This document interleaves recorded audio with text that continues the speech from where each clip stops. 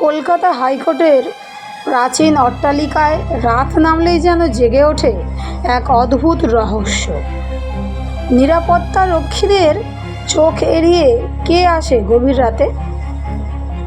কেন শোনা যায় অচেনা পদধ্বনি আর ফিসফিস কণ্ঠস্বর? লেখক পৃথ্বীরাজ সেনের রোমহর্ষক গল্প হাইকোর্টের রাতের অতিথি তোমাদের নিয়ে যাবে ভয়, রহস্য আর অজানার এক শিহরণ জাগানো জগতে। শেষ পর্যন্ত সঙ্গে থাকো, কারণ সত্যটা কল্পনার চেয়েও অনেক বেশি ভয়ঙ্কর। তাহলে চলো বন্ধুরা, গল্পটা শুরু করে দিই।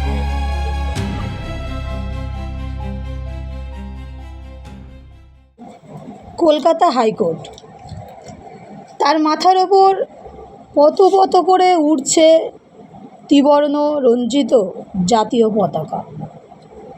সকাল থেকে সন্ধ্যা পর্যন্ত এই হাইকোর্টের বিভিন্ন প্রকোষ্ঠে কত মানুষের জীবন আর মৃত্যুর ইতিহাস রচিত হচ্ছে। এই হাইকোর্টের বাতাসের মধ্যেও কান পাতলে আমরা এমন অভিশপ্ত শব্দমালা শুনতে পাব, যা আমাদের সমস্ত হৃদস্পন্দনকে স্তব্ধ করে দেওয়ার পক্ষে যথেষ্ট। এই হাইকোর্টের সাথে জড়িয়ে আছে কত আসামির দীর্ঘশ্বাস, পাপ না করেও যাবজ্জীবন কারাদণ্ডে দণ্ডিত হওয়ার করুণ কাহিনী। এই হাইকোর্ট চত্বরেই একের পর এক মর্মান্তিক হত্যাকাণ্ড ঘটে গেছে। আজ যদি কোনো এক অবকাশে হাইকোর্ট তার ফেলে আসা দিনযাপনের কাহিনী শোনায়, তাহলে কি ইতিবৃত্ত রচিত হতে পারে? হাইকোর্টের নাইট গার্ড শঙ্কর চৌবে এমন অনেক অলৌকিক ঘটনার সাক্ষী। সেই কবে, আজ থেকে প্রায় 40 বছর আগে, পেটের টানে বাড়ি ছেড়েছিল সে। তখন ছিল 14 বছরের এক কিশোর। তার বাবাও চাকরি করত হাইকোর্টে। যোগ দিয়েছিল সে এখানকার রাত প্রহরী হিসেবে। শঙ্কর চৌবের কাছে যদি আমরা ক্ষণকালের জন্যে স্তব্ধ হয়ে দাঁড়াই, তাকে অনুনয় করি, তাহলে খৈনি টিপতে টিপতে সে শোনাবে এমন সব রক্ত জল করা কাহিনী, যা সমস্ত রাত আমাদের বিনিদ্র করে রাখবে। সেদিন চৌবেজি বসে আছে গাছের তলায়। রাত হয়েছে, সহকর্মীরা চলে গেছে ঘরের ভেতর। আজ রাতে হাইকোর্টের এই করিডোরে তাকেই পাহারা দিতে হবে, যেখানে কদিন ধরেই একটা ভূতের উপদ্রব শুরু হয়েছে। ভূতটা ভালো মানুষ, কোনো ক্ষতি করে না, খালি রাতের প্রহরীর কাছে 2 হাত পেতে জল চায়। আবছা অন্ধকারে তার চেহারা চোখ ধাঁধিয়ে দেয়।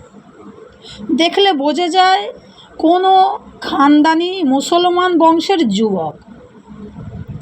আর সে যখন এসে মাঝরাতে বাতাসের ভেতর নিঃশব্দ পদচারণায় থমকে থেমে দাঁড়ায়, তখন সমস্ত পরিবেশে বসরার গোলাপি আতরের গুলাব ভেসে ওঠে। বুঝতে পারে শঙ্কর চৌবে ভূত হলে কি হবে। মেজাজটা এখনও খানদানি আছে তার, কিন্তু কি আর করবে শঙ্কর, এটাই তার চাকরি। এখানে তো আর অবাধ্য হওয়া যায় না। অতএব মনের সাথে লড়াই করে আরও একটু বেশি সাহস সঞ্চয় করে সে পাহারা দেয়া শুরু করে। কত ঘটনার অনুরণ ঘটে চলেছে তার মনের মধ্যে। একবার ভাবে সে আর বেশি দিন এই চাকরিটা করতে পারবে না। রোজ রাতে এমন এক আশঙ্কার মধ্যে সময় কাটাতে হয় তাকে, যে যখন তখন তার হৃদস্পন্দন বন্ধ হয়ে যেতে পারে চিরদিনের মতো। নিশিপ্রহরীর চাকরিতে এই হলো এক ঝামেলা। তার ছেলেকে সে আর এই পেশাতে আনেনি। ছাপড়ার গ্রামে সে একটা স্কুলে শিক্ষকতা করছে। মাথাটা ঝিমঝিম করছে শঙ্কর চৌবের। খৈনির মাত্রাটা একটু বেশি হয়ে গেল কি? তখনই সম্বিত ফিরে পায় সে। অস্পষ্ট শব্দের মতো কোনো এক মানুষের পদধ্বনি শুনতে পায়। সমস্ত ইন্দ্রিয়গুলো তার সতেজ ও সজাগ হয়ে ওঠে।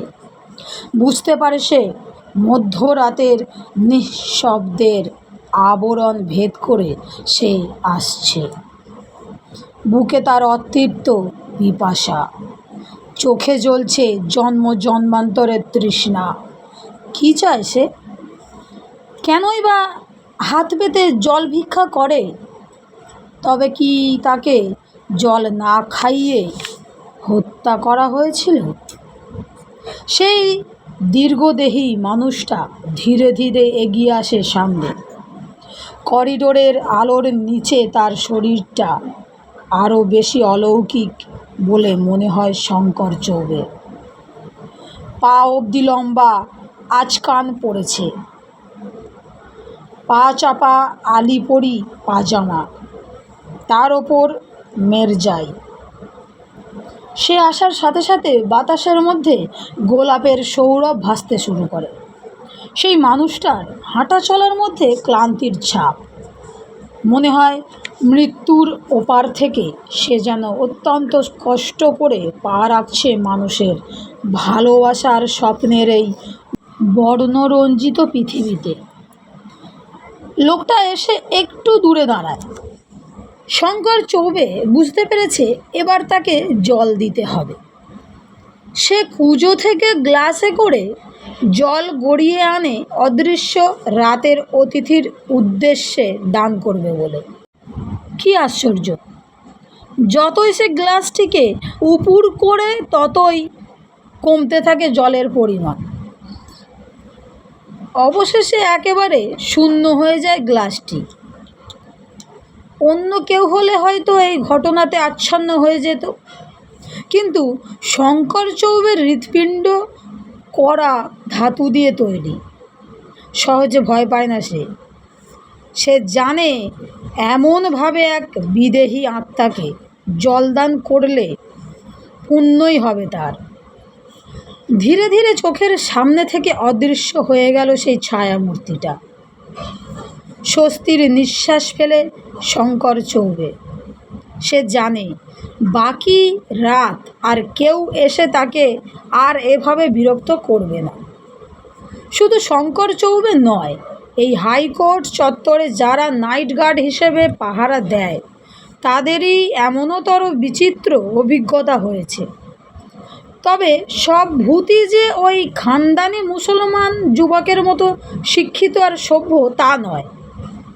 অনেকে এমন আচরণ করে বসে যা সামলানো কঠিন হয়ে যায়। যেমন আমরা গুল মোহাম্মদের কথা বলতে পারি। এই ভদ্রলোক দীর্ঘদিন হাইকোর্টের সেন্ট্রাল জোন অঞ্চলে রাত পাহারা দিয়েছে। তার অভিজ্ঞতার ঝুলিতে বেশ কিছু শিহরণ জাগানো কাহিনী জমা আছে। তার থেকে একটি যদি এখন শোনানো হয় তাহলে কেমন হয়? গুল মোহাম্মদ পায়চারি করছিল বাগানে। কোনো একটা রাত ফুলের গন্ধ ভেসে আসছে বাতাসে। মনে পড়ে যাচ্ছে দেশের বাড়িতে থাকা তার বৃদ্ধা মায়ের কথা। পুজোর ছুটিতে বাড়ি যাবে গুল মোহাম্মদ। দিদির জন্যে ভালো শাড়ি কিনতে হবে। ছেলে মেয়েরও পোশাক সঙ্গে নেবে সে। চিতপুর থেকে খানিকটা ফিরনি কিনবে সে। ছোট ছেলে ফিরনি খেতে ভালোবাসে। এই সব ভাবছিল সে আপন মনে, আর পায়চারি করছিল।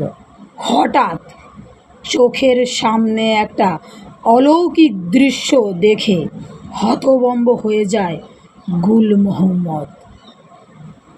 বন্ধুরা, গল্পটি আজকে এই পর্যন্তই। আর এই গল্পের শেষ পর্ব নিয়ে খুব শীঘ্রই ফিরব। আর গল্পটা তোমাদের কেমন লেগেছে কমেন্টে আমাকে অবশ্যই জানিও। ভালো লেগে থাকলে বন্ধুদের সঙ্গে শেয়ার করে চ্যানেলটি সাবস্ক্রাইব করে লাইক করে আমার পাশে থেকেও, যাতে আরও নতুন নতুন গল্প তোমাদের শোনাতে পারি। আর তাহলে বন্ধুরা, আজকের মতো বিদায়। সবাই ভালো থেকো, সবাই সুস্থ থেকো, সবাইকে ভালো রেখো। রাধে রাধে।